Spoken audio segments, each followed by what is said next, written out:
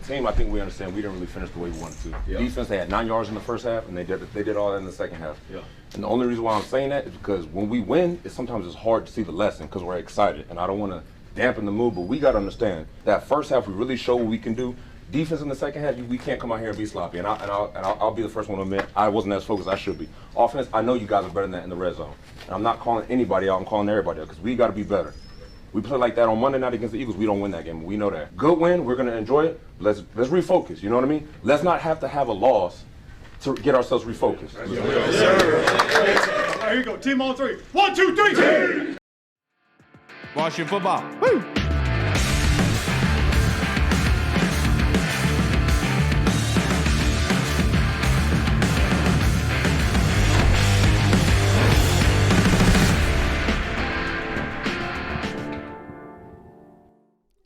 Hello, everybody, and welcome to the Burgundy Zone. It is a Victory Monday this evening. We are very happy to be here. I am your host, Kyle, and I'm joined by my two co-hosts, Michael Hall and Michael Reed. The Burgundy Zone is a part of the Frederick Podcast Network. To find out more, you can go to www.listenfrederick.com. The boys, we are one day off of a 23-10 victory over the Houston Texans. In the first half, the Washington defense only gives up 9 net yards in total. Oh my goodness. So the first question I have for you boys, Reed, I'll go to you first with this. What does this say about Washington?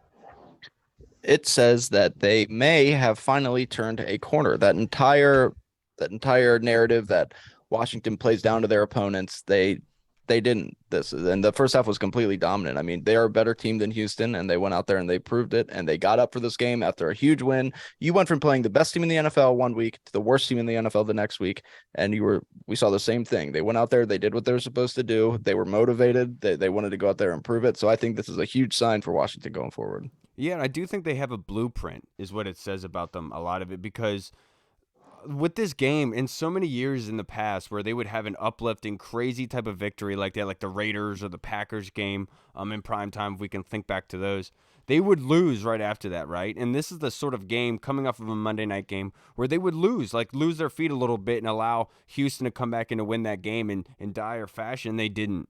They really put their foot on their neck, and they held them there for the entire first half. I did think that they were conservative offensively. I thought that was probably for good reason, to be perfectly honest, just because they were concerned about Taylor turning over the football. But I think that what this shows ultimately is that they have a blueprint, and they know the blueprint, and they see that the blueprint works. And that's a great recipe for success, because if a team knows the recipe for something, they know what they have to do every single play in order to do that, and they know what not to do. And this is the kind of maturation process of this football team that you're seeing throughout the years. They're legit. They're here, and I think that was a statement as much as it was the Eagles game, because they would have, in years past, they would have lost this game. So you're asking, what was the question? What does this say about Washington? After the win, I think that it says that they're turning into the team that we all thought they could be. Like, we thought that they would come out, and when everyone looked at the schedule at the beginning of the year, we looked at, obviously, the Texans. Like, all right, that's a gimme. That should be a win. And they came out and they beat a team that they were supposed to beat. They did it in dominant fashion, led from start of the game to the end of the game, never gave up a lead. Defense did what they were supposed to do. Like you said, the offense definitely has some cleaning up to do. They only put up 16 points. But like you said, I think that once they got the lead and they realized the defense was going to be dominant that day, I think it was more of a conservative, let's just run the ball, get out of here with a W, and move on to the Falcons next week. But, yeah, I just think that overall they know their identity. They're sticking to their identity, and that's good to see that the winning teams in this league, they all have an identity, and they stick to their identity week in and week out.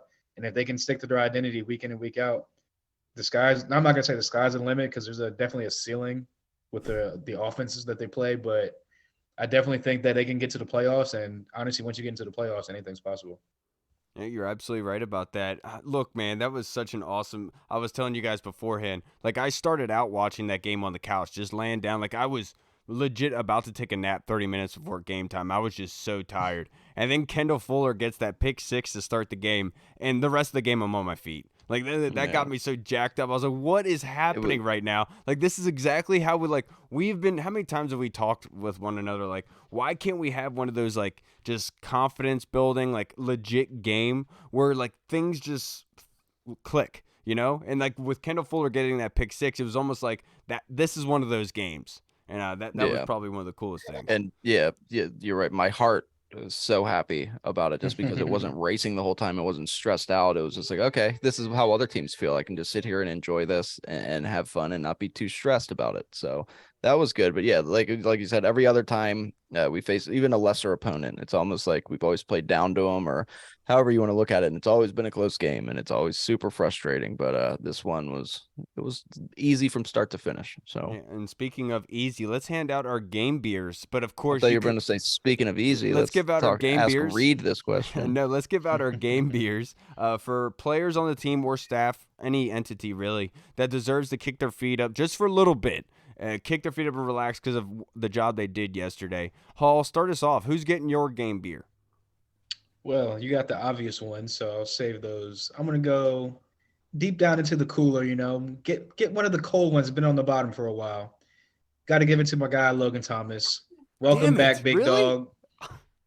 Yeah, welcome back, big guy. 5 for 65.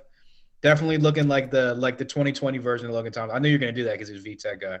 But, yeah, I got to give it to Logan Thomas. Hell of a game. Hopefully that's a stepping stone for what's to come and not just like a matchup thing against the Texans. So, hey, welcome to the season, big dog. Appreciate it. Yeah, and of course you stole mine. I was going to do that, and I thought it was really cool that Logan Thomas and Joey Sly showed up in their Virginia gear.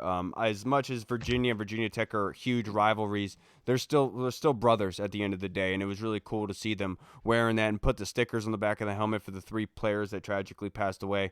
Just nonsense. It doesn't need to exist in this world, but some reason it does, and it's unfortunate. I'm glad that they were able to, put it on a platform, so to speak. So for me, I'm going to go with Kendall Fuller. Getting 4 tackles on the day, getting the pick 6 to start the game. That was a game-changing type of play where it altered what was going to happen, in my personal opinion, and it was absolutely fantastic to see. So I think, Reed, you said this is the first pick 6 of his career?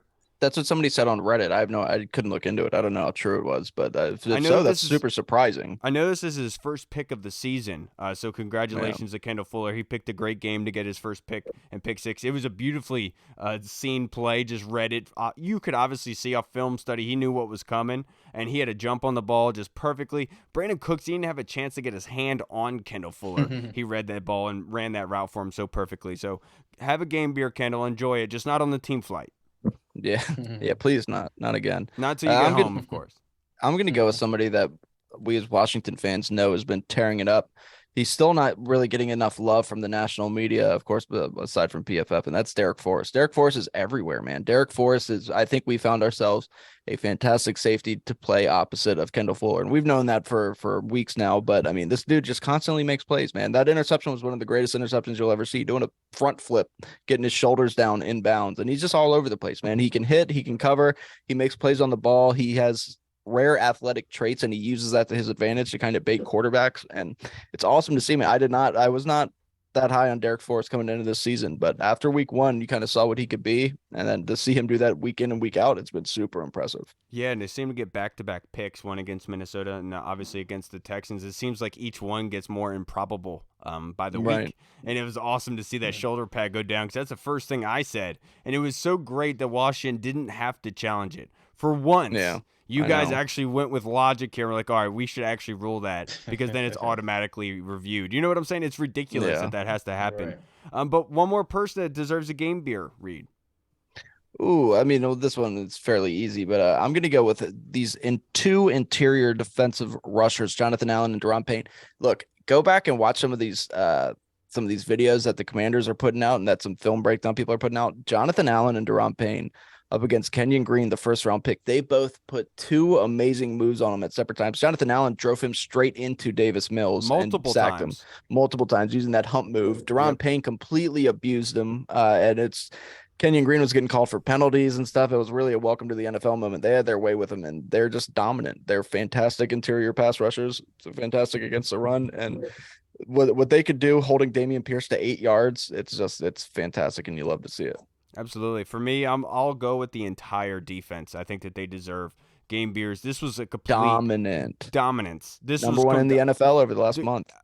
Dameon Pierce, obviously, we talked about before we went into this game that he was third in the NFL in attempts, fifth in rushing yards. They hold him to 0.8 yards per carry. He didn't even get 1 yard average every time he touched the football. 10 rushes for 8 yards. That was absolutely disgusting because we went into this game saying we know exactly what they want to do. They want to run the ball down your throat with Dameon Pierce, then hit play action off of that.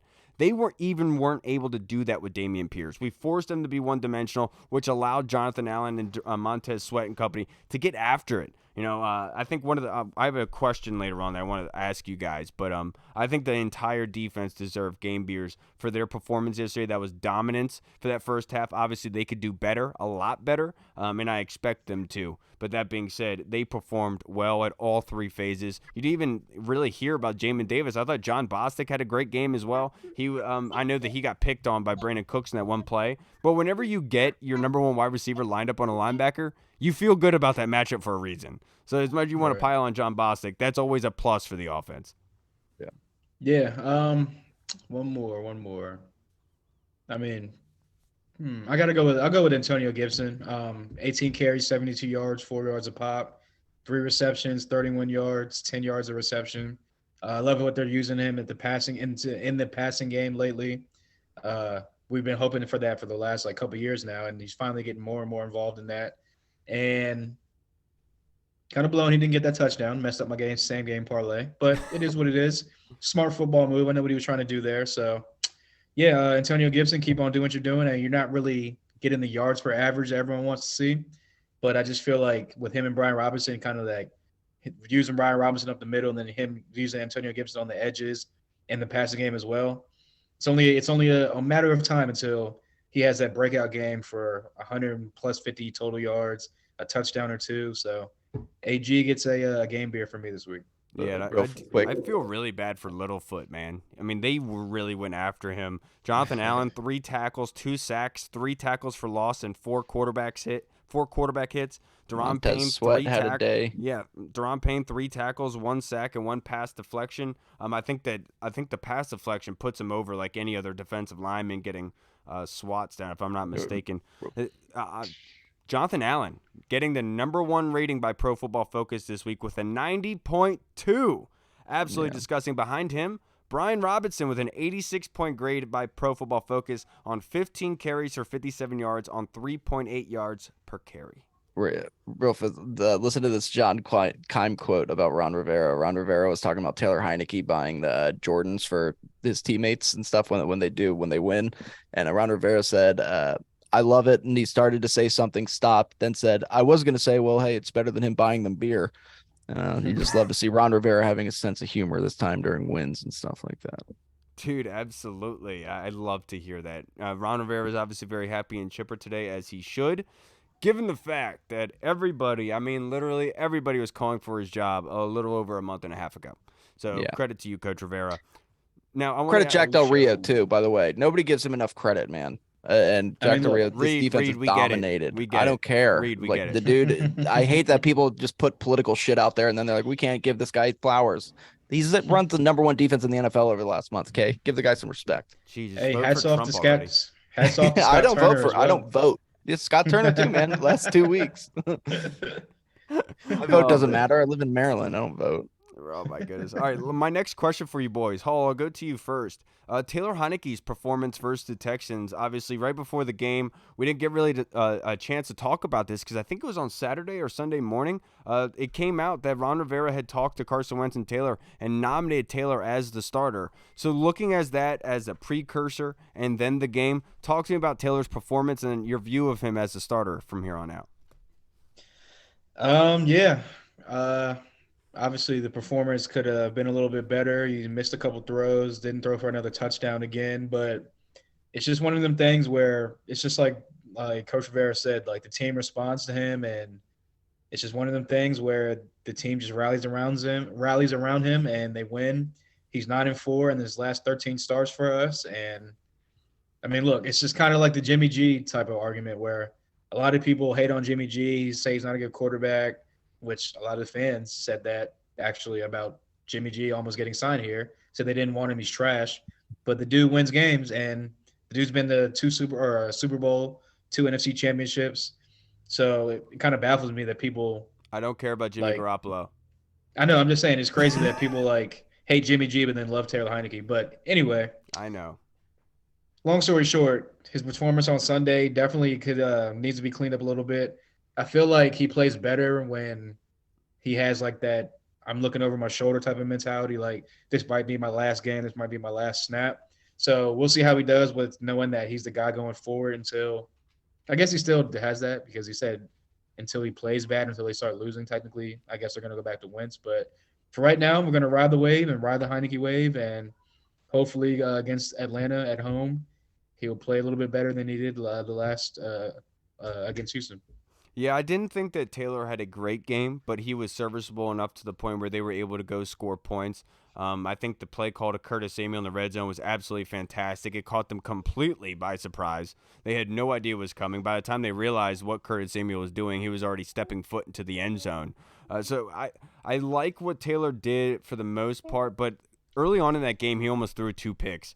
They were like dreadful throws as well. And like that's what needs to be cleaned up, and that's what needs to be consistent with Taylor. Obviously, he was 15 of 27 for 191 yards. That's not the issue. The big issue for me is the 15 of 27, just north of 50% completion. For Taylor, that needs to be elevated to around 60% if he wants to be serviceable and consistent. It seems like he is too inaccurate at times, like moving his feet around or whatever. And obviously, the offensive line holding up pressure has a lot to do with that at times, but Taylor can help out with that. So as that being said, as a starter, he has a lot to clean up, and he can play a heck of a whole lot better. And we need, I've said this for so many years, we need consistent quarterback play, and that's the one thing that Taylor really isn't in a way, but we need the consistent low bar, if that makes sense, and just not being able to throw the game away. And that's why I feel like the conservative game planning by Scott Turner and company in the second half was basically them saying, we know that we're going to suffocate them to death, and we don't want to give them a short field off a Taylor turnover,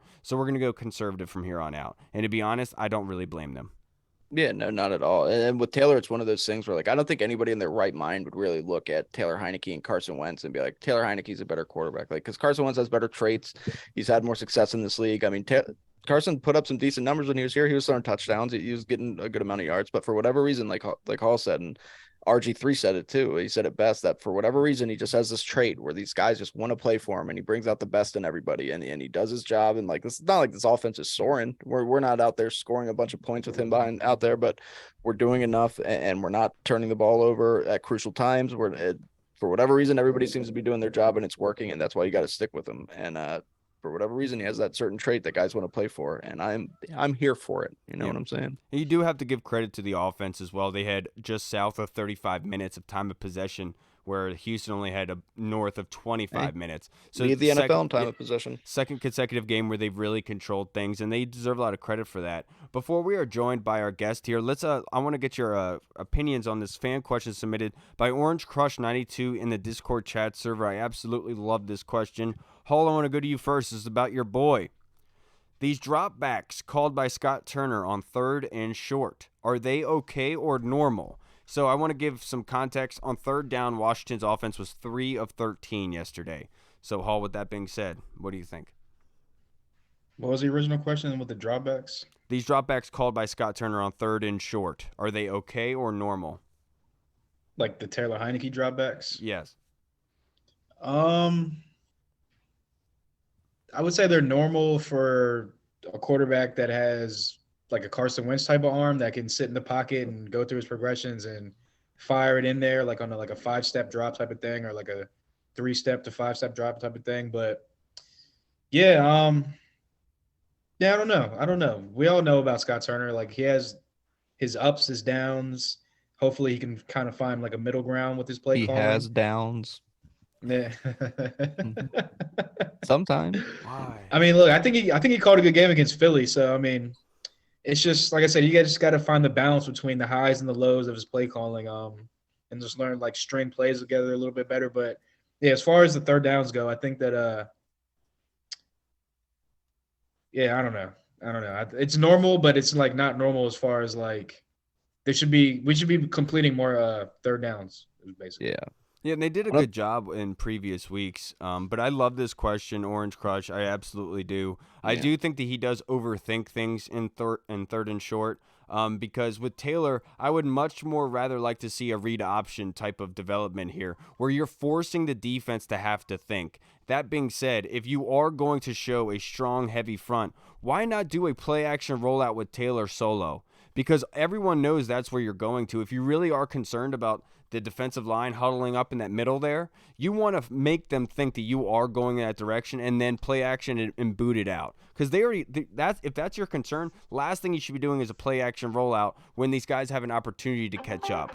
That being said, once you develop that that kind of RPO kind of option offense on third and short, that's when they start preparing for it, and that's when you could start just straight up hitting them up the middle with these run plays, because now they're thinking twice about it, and maybe the play action works. But I understand where Scott Turner's trying to do. He's trying to get them off balance, but it almost seems like Scott Turner's calling a play based on his worry rather than the defense's worry, if that makes sense. Like, he's concerned about getting stopped on third and short, so he does a play action pass because he's concerned they're going to get stopped there. Whereas, what are the defense showing? What's their worry there? Their worry is getting on the outside there because they're huddling up in the middle. Let's take advantage of that. That's just my personal opinion.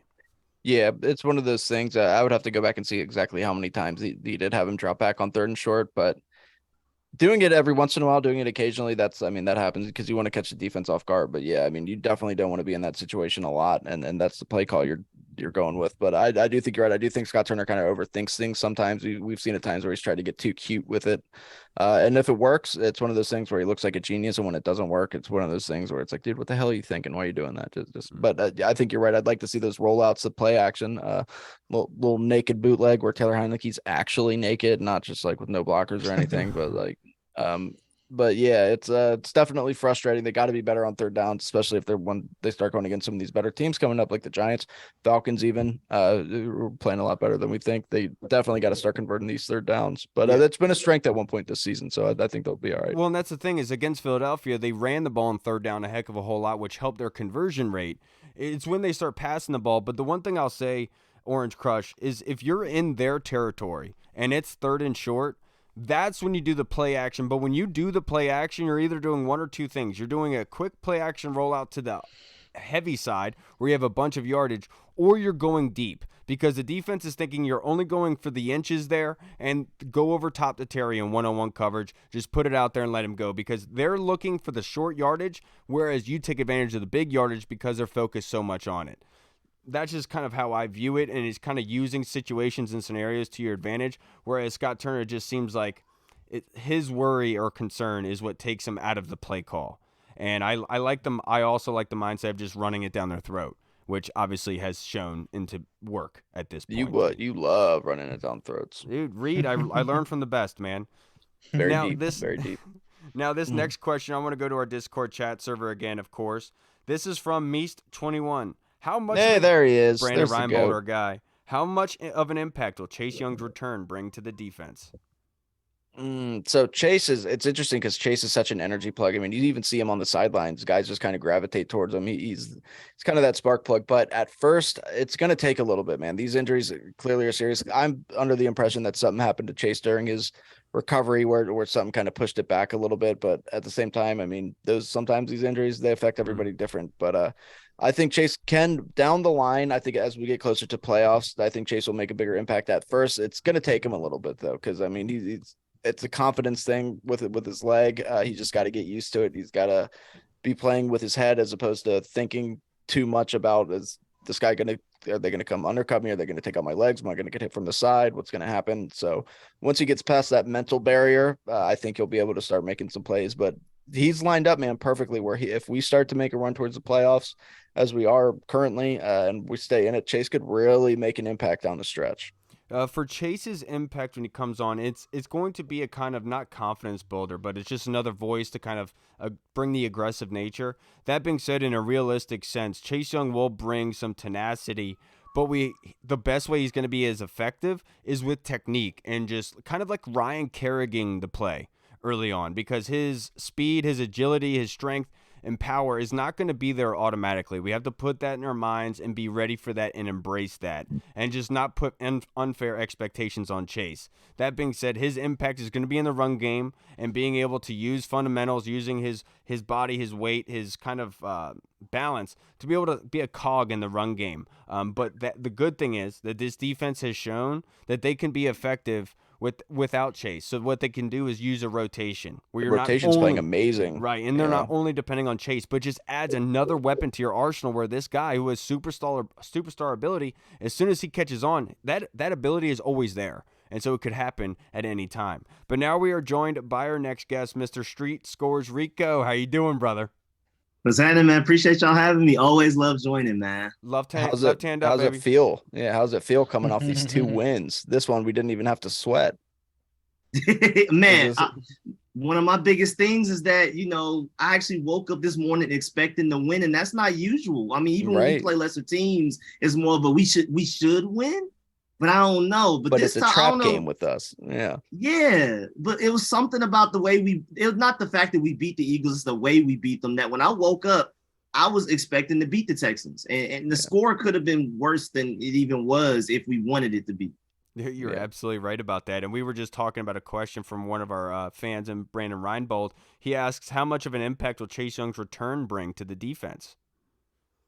Well, I feel like he'll be limited to start, but my main thing is just another level of explosion. I love what James Smith-Williams has done holding down the edge. That's the reason. I mean, if you notice a lot of those sacks that we got in this Texans game, it was like 1 or 2 guys getting there at the same time. Everybody's holding their gap responsibilities. James Smith-Williams has done exactly what he needs to do. F.A. Bada, everybody's contributing. Casey Suhill had like 2 tackles for losses. Yeah. Everybody's contributing. But Chase Young is just another level of talent and athleticism. On top of that, ignoring the explosion, but he also has somewhat of a knack for stripping the ball. Like how Deron Payne is the best at batting the ball down. That's kind of the Chase Young equivalent with stripping quarterbacks. Yeah. And I think most of our turnovers, if not all of them, have come from the secondary. So it would be lovely to start to get some from the defensive line, a strip sack on like a 3rd and 15, pin your ears back. We already know that they're in an obvious pass situation. Go get us the ball real quick. Yeah, dude, how awesome was that John Ridgeway tackle? I know everyone was like, "Oh, that's a horrible penalty." He powerbombed him. I was like, "Look, I understand what you're saying because it could hurt him because of who John Ridgeway is, but come on, like everyone talks about the NFL being a sissy league. You got to enjoy stuff like that if you say that." Yeah, and I mean, if the game was closer, like, yeah, he was flexing. Yeah, he was so happy. He was so happy. If it was a different situation and the game was closer and like that could have really came back to bite us in the ass, I would definitely care. I'd be like, "What are you doing?" But I mean, with the game the way that it was just one of those things where you love to see it. Really good for John Ridgeway. Yeah. And Hall, I'm not sure if I got to get your opinion on Chase Young's return. Yeah, you guys pretty much said it. I think it'll be a gradual type of thing where he's always been really stout in the run game, Chase Young has, since his rookie year. So I think he'll definitely add to what they've already been doing in the run game, which has already been stellar in its own self in the first place. But I think that as the plays and his snap count goes up, I think that you'll really see his impact whenever they go the 5-man front with with Ridgeway in the middle, Deron, Jonathan Allen, and Montez, and then you got Chase Young on the other side.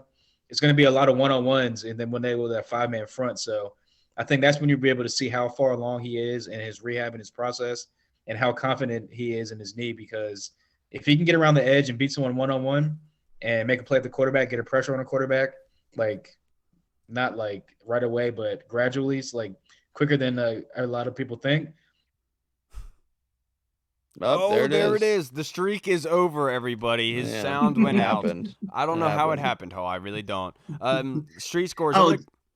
I just wanted to add to the John Ridgeway thing. What are we going to do with him next year? Because, I mean, he's basically doing what we, expect Darian Mathis to do. He's been so effective at it. Yeah, and he's so effective at it. Whose roster spot does he take up when Darian Mathis comes back? That's got to be one of those things where they've used a Tim Settle, Matt Ioannidis role with him, right? Like as long as we keep Deron Payne, I mean, you have a good thing going. Why throw him away? That you got him for nothing, a 5th-round selection, and he's obviously been proved to be pivotal. And he's obviously made some stupid plays as well. But he's from Arkansas, man. He's a hog. Now, this next question I want to go to you, Hall. I want you to answer this for us, brother. This is from Brandon Reinbold, and this is our guy made a comeback, baby. We've been waiting for this. Logan Thomas made some crucial catches. Do you think he will get a bigger workload going forward? Yeah, I definitely think that. Yeah, we talked about that earlier. I think that was hopefully a stepping stone for the rest of the season with Logan Thomas.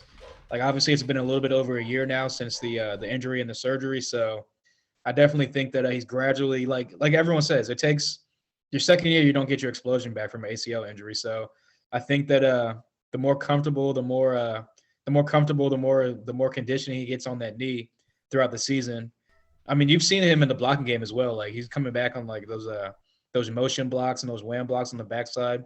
And I just feel like he's getting more confident with the knee. And like I said earlier, hopefully that was a stepping stone to what he can do down the stretch for this team, because he's a huge target in the red zone, huge target over the middle, and not just like a matchup heavy thing where it was the Texans and the Texans suck, so he just dominated against them. But I definitely think that it's like a stepping stone going forward, and hopefully he'll be a big part of this offense going forward in the passing game. He was our leading receiver yesterday, Logan Thomas was. 5 receptions, 65 yards on 6 targets. Always good to see that, right, Rico? What do you think? Do you think he's going to get a bigger workload from here on out? Well, I think naturally he's going to be a bigger part of the offense statistically if Taylor Heinecke's not overthrowing him by 10 yards like he was in the Vikings game. I think just naturally off of that. But my answer is I hope so, because I also feel like that was more so that's what the Texans were giving us. They were so worried about Terry. They were so worried about Curtis Samuel, the run game. I feel like at the end of the day, they were like, man, Logan Thomas just may have to beat us at times. And that's what we did. And maybe the Falcons next game focus on Logan Thomas and try to take him out of the game as like a counter to that. So I hope so. I love Logan Thomas heavily involved in the offense. I think our offense runs way smoother when he's involved. But I mean, I could just see other teams prioritizing Logan Thomas more than what the Texans did as far as stopping him. Yeah, please do. Please have more eyes on Logan Thomas and not Terry McLaurin, Jahan Dotson, and company. Please do that. Brandon, I do think that he will get more workload going forward. I think this was a confidence builder. You know, we asked Michael Phillips last week if he thought that Logan Thomas was going to be able to progress and be more of the workload in this offense, and he didn't think so, but I think that he will, because this offense is at its best when Logan Thomas is involved, helping move the chains on third downs, and obviously in the red zone. It's just Taylor has to be more accurate in that sense. Now, this next question that we have, Reed, I'm going to go to you first from Andy Lockhart in the Discord chat. What Falcons player should we be worried about with this upcoming game against the Commanders? And how do we stop said player? Well, I mean, as you saw, there was a huge highlight this past week of Cordero Patterson returning a kick for a touchdown. And the dude, he's just so explosive. He's found his role really in Atlanta as a running back that's used very well, of course, as a former receiver, as a return man in the passing game. He's just always a big play waiting to happen, and he's just somebody who I could see having a decent game. I know that they have some other weapons out there. Kyle, I'm not going to name anybody else, but I know Kyle Pitts may have torn his MCL. He did. Or something He's that. on edge of reserve. Yeah, so really, I mean, Cordero Patterson's somebody you always got to watch out for, man. He's so good out of the backfield, just an electric player. And obviously, Street Scores is from Georgia, so we got to get his opinion on this. He has to know Atlanta very, very well, more than most fans would. So who's somebody that Washington should be concerned about heading into this matchup against Atlanta? Oh, no, I definitely agree. Even if Kyle Pitts were healthy, even if Drake London were having the season that a lot of people expected, the offense runs through Cordero Patterson. I mean, he is even last year when we played them, Cordero Patterson was the one that was killing us. He went off. So, yeah. Exactly. And right now, the Falcons, I mean, people talk about the Eagles being a run-first team. The Falcons really, if anything, try to be a run-only team. They really don't want Marcus Mariota to be the reason they win games. If you stop Cordero Patterson, just like how we stopped Dameon Pierce and forced Marcus Mariota to win you the game like we forced Davis Mills to do it, you may get another pick six and you may get a bad game out of the opposing QB and a dominant game from the defense. So stop Cordero Patterson, figure everything else out afterwards.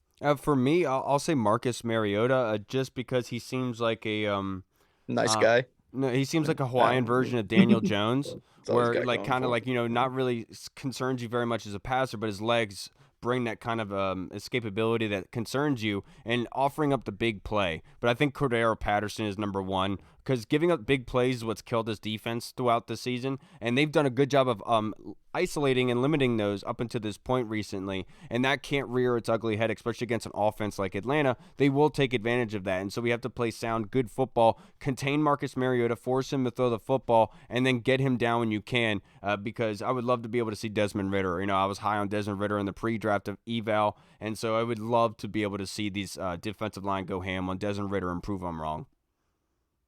Yeah, I think that I think Cordero Patterson and Marcus Mariota are the biggest threats. Like you said, Kyle Pitts most likely done for the season with the MCL, going to need surgery. Drake London needs to be said as well. I think Street Scores. Drake London is definitely a target you got to worry about, but at the same time, I just feel like the way the secondary is playing right now, and he hasn't really had like that explosive game that you would have thought Drake London was going to have coming into the season.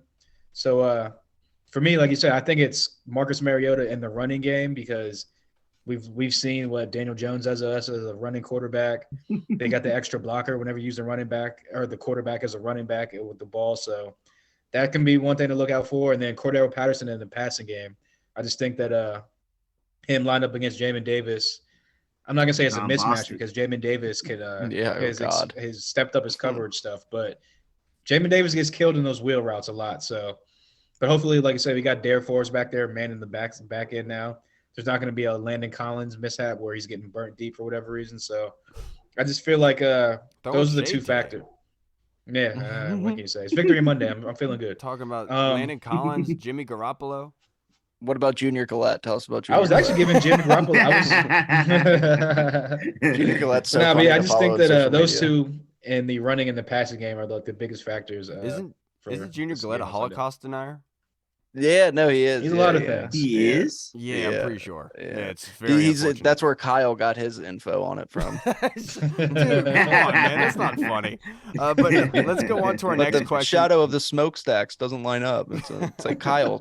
6 million people died. Come on, man. Now people are going to start thinking that is not true. 600, 6 million, either one. Street Scores. This next question is from Tony Shivers. And obviously Thanksgiving is coming up in a couple days, everybody. So I hope you have a happy holiday, able to enjoy this time with your loved ones. But this question is, what's your favorite Thanksgiving side, Rico? Ooh.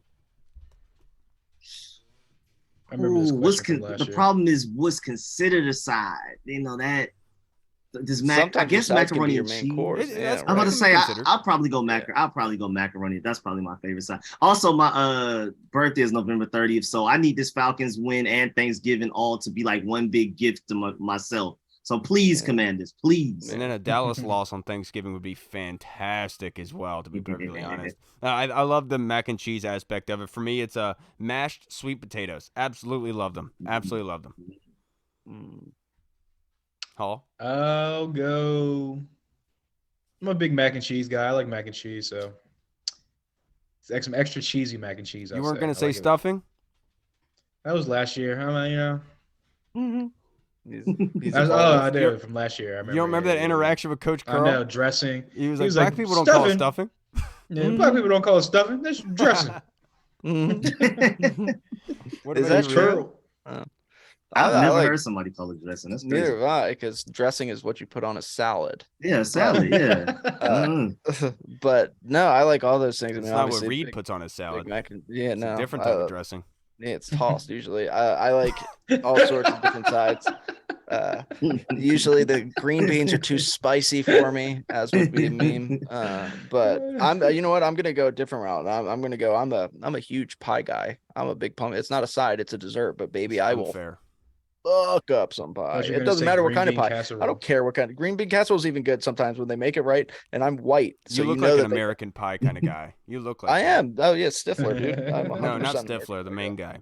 Now this next question. You look more like Jason Biggs than I look like Jason Biggs. No, if we're being honest here, it's Hall. Now this next question, Rico, I want to go to you first. I saw a lot of celebrating with hand slapping yesterday. Wondering if any of you had rituals back in your day. He said back in the 70s, we did it spontaneously, and then being silly high school kids, we orchestrated some pretty ridiculous but memorable routines, like 6 guns or explosions, no look behind the back, backhand around the world, blah, blah, blah. Thought this behavior yesterday was the best thing I saw. You know, if they are feeling it to the level where they can cut loose, then anything is possible. What do you think, Rico? I love that. I don't remember my routines. I feel like I did, but I just don't remember them. I have a terrible memory, by the way. Sick ass handshake routines. I have a terrible. I know I had some. I just can't. I couldn't remember them to save my life right now. But no, I love the fact that they're enjoying these wins. You know, of course, don't take it for granted. Don't lose focus. But I love the fact that, I mean, when you expect to score touchdowns, you have dance routines ready. You know, when you don't expect to, you don't have those routines ready. So the fact that they're even, you know, have the routines ready, they're like, yeah, we can put up points. We should be able to get sacks. We should be able to get turnovers. You know, when they're practicing, they're like, okay, when we make this play, we're going to do this. So I just think that as another element of accountability, like we got to make this play so we can do this celebration and things like that. So I love it. Absolutely, dude. Totally agree with you. Back in my day, Tim, we should throw up this, you know, You throw up the blood sign? I'm just kidding. Man. I'm just kidding. Like we didn't have any rituals for games, but me and my buddies, we have it's kind of a thing that we do, but we only do it between us. But I'll integrate it into our group here. But basically, what we do is like we go like this, and then we snap. Like so, basically, it's backhand to backhand, and then front hand, and you just snap. It's really stupid, but it's just something that we do.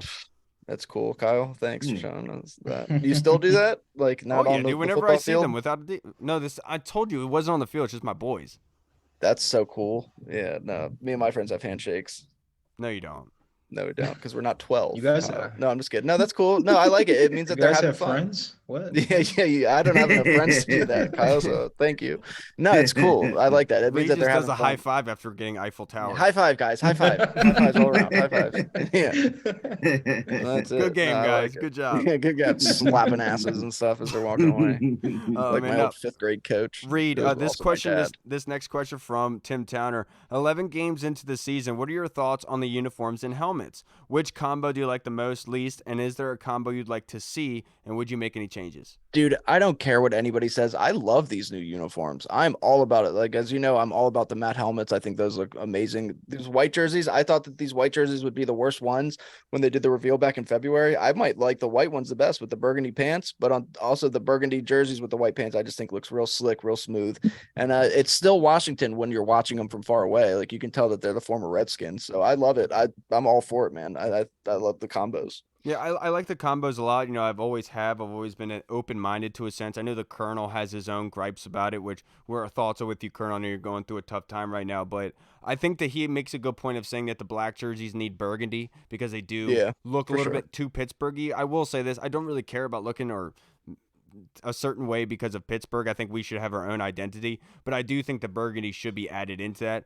Besides that, I absolutely love the uniforms, man. I mean, they're freaking awesome. The only difference I would change is the black helmet in changing the W. I would change it to my W just because I'm biased.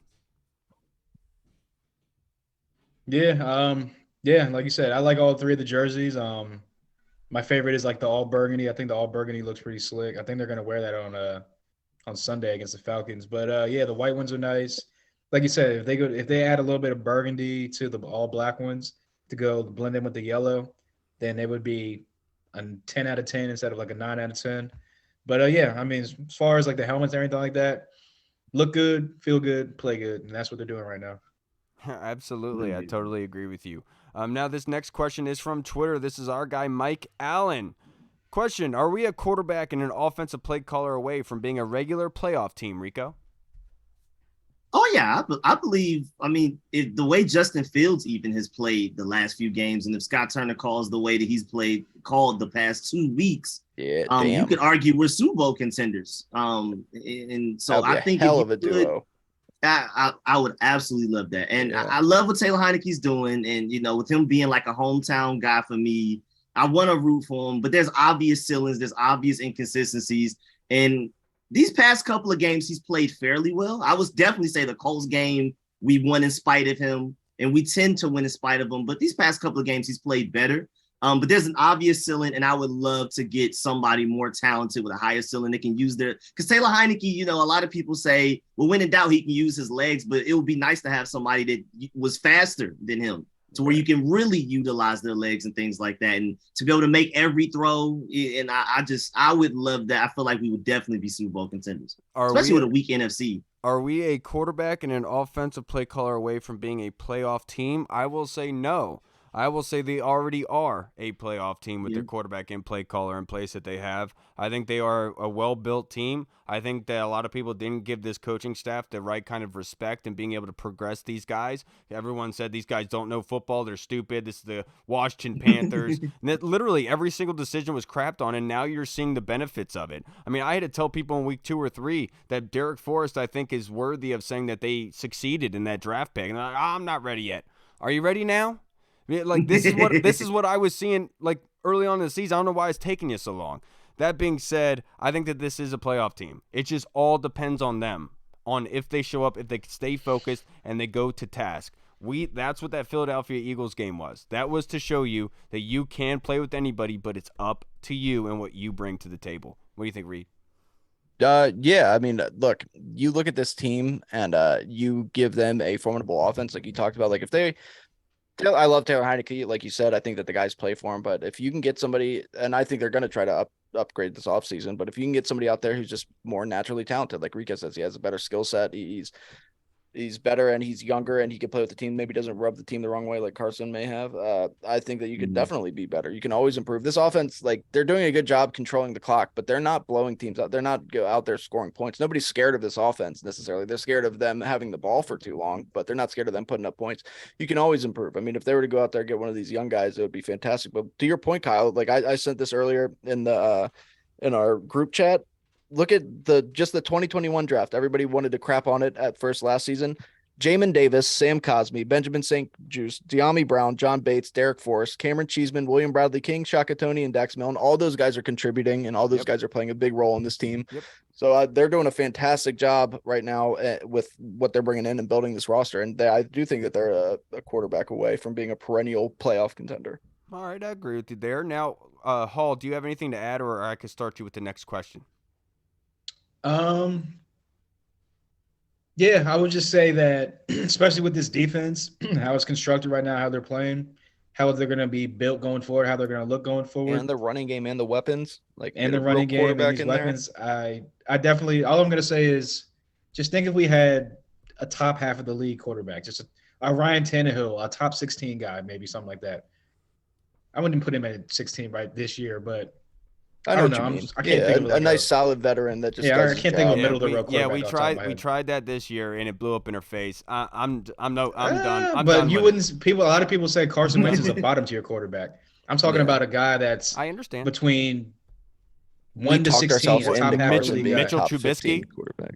No, I mean, come on. Top 16. Mitchell Trubisky got benched for Kenny Pickett. I know, but I'm just saying who was available. I'm just saying who was available. Yeah, I'm just saying in general. I'm just saying, like, imagine a top half of the league quarterback. I'm sorry to bite your head with this defense and imagine how the Kirk being back here with this offense constructed right now. Can you let him? I definitely think that this only would not be a playoff team. Can you? It would be a consistent playoff team year in and year out, and dare I say they actually might even win a playoff game or two if we had a top half of the league quarterback. So. Yeah, I just think that I love Taylor. I love that he's 9-4 for us. I love that he just wins games. That's the name of the game, just win games. But if they find a way to upgrade, especially because he's a free agent next year, if they find a way to upgrade and a guy that can make all the throws, is accurate, dual threat type of guy, I'd be all for it. Hall, I will say this. If they win a playoff game with Taylor Heinecke, you got to do a show, an episode naked. You got to do it for Reed.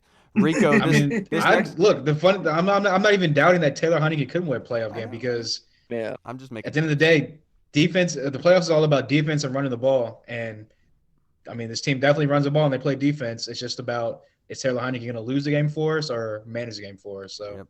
Now I'm 100% on board with what Hall said too. With the double, the mobile and a quarterback that can pass, somebody who's athletic. I think that would just a new age quarterback like that. Plus Hall getting naked, you're all for it. Now Rico, this next question is from Brant on Twitter. This is a great question. What's our issue in the red zone with all of these weapons? Do you think Scott needs some advice on red zone plays? Washington was 1 for 4 in the red zone yesterday, but we do have to put the caveat in there. The one red zone that they didn't accomplish was at the end of the game when they ran the clock out. So they were 1 for 3. What do you think, Rico? Should have been 2 for 4. Mess up my damn money. Antonio Gibson with that smart ass play sliding down. Yeah, too damn smart. How dare you? But But yeah, I mean, I haven't gotten a chance to look at the all 22 yet. But it does concern me because I feel like getting to the red zone, we did that fairly easily. But we do need to score more touchdowns than field goals. Now, granted, Joey Sly's now, he's just been perfect for the past few weeks, but you definitely prefer to score touchdowns. I'm not exactly sure what it is. I like the fact that we did the read option that we did with Taylor Heinecke. I think it went for like -3 yards, but I'm happy to see us finally starting to do that with Taylor Heinecke. So I'm not too mad. I feel like that may have been like how Georgia treats certain games where they kind of experiment. So I'm gonna have to look at the all 22 to confirm, but maybe Scott Turner was like, you know what? We should beat these guys anyway. Let me try something. Maybe that was it, but I don't know. I do think that Scott Turner, I won't say he needs advice. I think he's very capable of being able to do so. Otherwise, he has his dad to call who can give him great advice. But the one translation here is the running game. I've always said the running game is the translation into points scored. And that's where they kind of go wrong because Antonio Gibson, yes, he did average 4 yards per carry. I think Brian Robinson averaged 3.6, if not 3.7, but it wasn't effective enough to the point where they were moving the pile to get you closer to the goal line to be able to inflict their will. It wasn't until Curtis Samuel took that end around that they actually scored in the red zone there, right? And that's my biggest concern, is being able to run the ball fundamentally well and with authority when you need to, and it comes in handy in those situations. But that being said, I do think that Scott Turner probably doesn't scheme guys open in priority for red zone. Like, he doesn't scheme Curtis Samuel and Jahan Dotson to get Terry isolated in the corner of the end zone one-on-one on DB is my point. It's just like straight up they're just calling plays. It's not like things are designed for red zone, if that makes sense. And force Taylor Heinecke to make a good read and go through his progressions and things like that, yeah.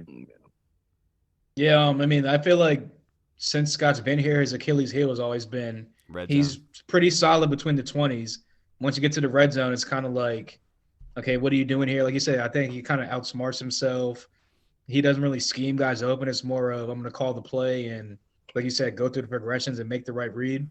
And you could say in the beginning, like when he first got here, you could say that, oh, maybe it was the quarterback. He didn't have like the right quarterback to kind of convert those red zone attempts. But then you go back to last year with Taylor Heinecke. Perfect example was that Green Bay game. I think they had 6 red zone attempts. They came away with like 9 points total, 3 field goals. So I think it's a little bit of Scott Turner just not really dialing up the right plays or scheming guys open enough, and a little bit of him outthinking himself in the red zone. Again, man. Oh, damn, that's twice. I will say, you all hit it.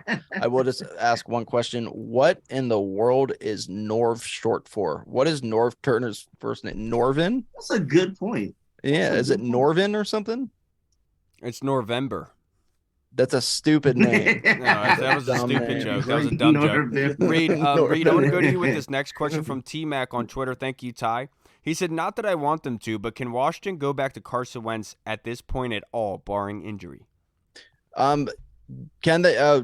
Yeah, they can. If Taylor goes out there and we start losing games because of Taylor, I'm talking like Taylor goes out there and like, I hate to say it because I don't want to like rain on the parade, but like we saw at times last year where he's just not playing good and we're kind of losing because of him, then yeah, I think that they will end up have to. But the good thing is not only can they go to him, but if they felt he was ready, they could go to Sam Howell. I don't think they will, but they have options at this point. They have more than one quarterback that they know can get the job done if need be and can bring a little something different to the table. So I don't think that they will. I would like to think that Taylor could keep this up, just doing what he's been doing.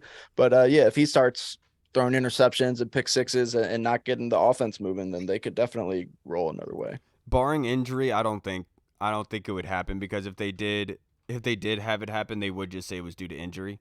But that being said, I don't expect it to. I think that this team is finding an identity right now, and throwing a cog into that by adding in another quarterback could be a concern. But that being said, I think Reed brought up a great point. The kind of safety blanket that you have of having options is something that this team is not used to. And Carson coming back to an offensive line that's more healthy, more weapons available at his disposal, defense playing better, I think we could see different results. But what do you think, Rico? Yeah, I definitely agree. I don't see it exactly happening, but I'm not going to rule it out of possibly happening, because all it takes is for Heineke to have a bad couple of games in a row while we still feel like we are strong playoff contenders, and they'll just be like, well, Carson Wentz, you're up next. And Now I really wish we would have had like a nice enough lead to where we could have seen Sam Howell go out there for like a quarter. That would have been so amazing just to watch, to see where he's at. Finally see. Yeah, but yeah, I could definitely see, because again, Heinecke, without that last 5 minutes heroics against the Colts, that game was terrible from him. And we almost won that game in spite of him. We still kind of did, even though he was the one that put up 10 points in the last 10 minutes. And then the way he threw the interception against the Vikings to pretty much give that game away. And it's I can see him doing that a couple of times in a row. And then Ron Rivera knowing that, I mean, not necessarily hot seat, but we are right here in the playoff race. Let's go ahead and make the switch now. Maybe get Carson Wentz a few games before the playoffs, something like that. Holly, I think you had something to add. Yeah, I was gonna say I think that if they come out on Sunday and Taylor's bad and they lose to the Falcons, I think they'll give him another week. If he goes out and he's bad against the Giants, they lose that game. I think going into the bye week is when they'll probably go back to Carson Wentz. I think at that point, I don't even think it would affect the 70% snap threshold, like going down the stretch. And at the end of the day, like they spent a lot of money on Carson Wentz. They want to prove people right that prove people that they were right about signing Carson Wentz. And maybe they want to see what they have going into next year. Maybe they want to see, okay, what's he learned? Has he picked up the offense yet? Let's see what he looks like behind the offensive line with a running game, with the defense playing better now. Can we actually make something of this and maybe bring him back the following year on probably like half his salary or something like that on like a short-term deal? But I just think that Taylor has a 2-game leash, the upcoming next 2 games. And if he's bad in those 2 games and we lose, I think they make the switch after the bye week back to Carson. All right, let's finish this episode, boys, by going rapid fire with these last couple questions. Rico, I'm going to go to you first. This is from our guy, Mike Puckett, who texted me this. With all 4 NFC East teams possibly making it to the playoffs, does that make it easier for us if we go, especially if teams like the Rams, Bucks, 49ers, etc. don't make it? We've beaten the Eagles and come within a fluke flag and a field goal from beating the Vikings. The Giants are solely winning from Barkley. If we were to go to playoffs, we could go deep. So basically, the fact that the NFC East would be so dominant with 4 in the playoffs, does that make our chances better? Yeah, I would think so. I think we're one of the hotter teams. I feel like the Cowboys are starting to get really hot as well. And you know how interdivision games go. No matter if there's a big talent gap, when you're playing within your division and you guys know each other like each other's weaknesses the best in the NFL, anything can happen. And so, yeah, I do feel like more NFC East teams, even though statistically, since all 4 NFC East teams made it, that means our division is the best division, which, you would say technically that means that that's worse. But I think us knowing our opponents better, and I trust Jack Del Rio now. He's shown this season that he can coach his tail off. I think Scott Turner's starting to get into a rhythm. I trust them to make adjustments and to be able to game plan for guys like how they did against the Eagles. Yeah, I think you made a great point, Street Scores Rico, in saying that the familiarity aspect is what I would like about it. But the other thing I will say, I would absolutely love if 4 NFC East teams got in, because it would create the rivalry age, and we could start to really create that rivalry again moving forward. If these are teams that were bouncing out of the playoffs, it just adds more to it and more weight to it, and I would absolutely love it. What about you, Hall? Rapid fire. Yeah, I think it would, like you said, the familiarity with it. The players, the coaching staff, the fans, the fields, and whatnot. So, I think it would favor us. But again, it's division game, so anything's up in the air. It's 50-50. Read anything to add? No, same thing. Just the familiarity would really help, and plus it would be awesome to say that the NFC East, after a few years of kind of being low, is back on top, baby. Yeah. Now this next question, Reed, I'm gonna go to you. This is from the Colonel. Deron Payne has been playing lights out.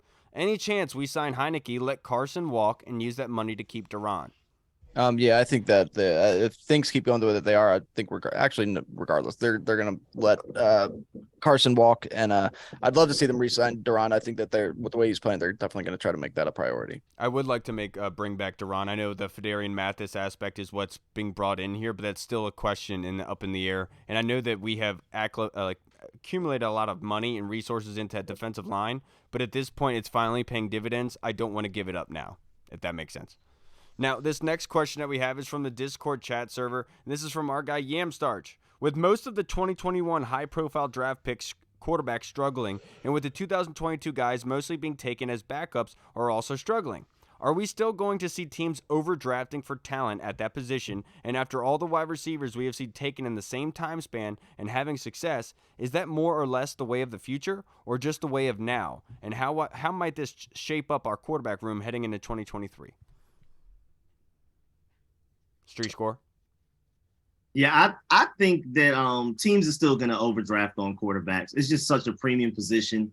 And then even just with this draft class coming up, a lot of people are saying wait till the 2024 draft. But there's still a lot of talent in this draft. And I definitely see even us potentially going first round quarterback. I would not be surprised. Yeah, and I will say this.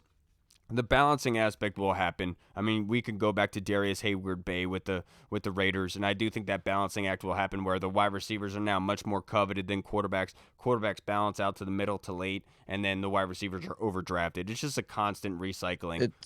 It's one of those things where last year the quarterback class was just absurdly bad. Yeah. It is what it is, and it was known too. We all said that when we were doing the scouting. Everybody was talking about how terrible this quarterback class is. I don't think people realize just how bad, but it was. But the next 2 years are going to be very good, at least. I mean, you're talking about Caleb Williams and Drake May in 2024, and then this year, of course, you have C.J. Stroud, Bryce Young.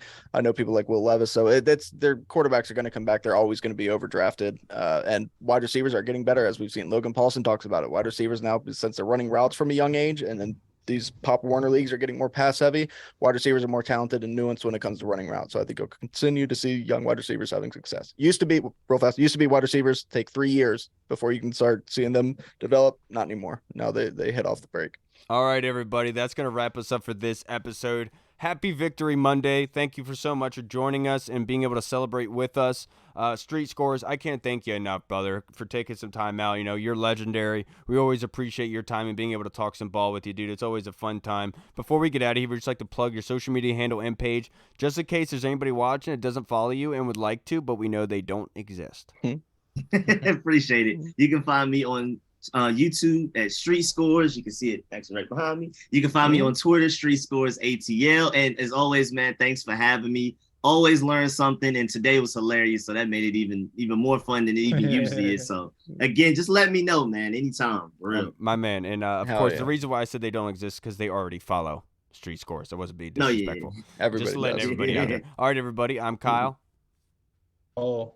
And I just found out Norv Turner's real name is Norval. That's not a joke. That's really his name. Norval.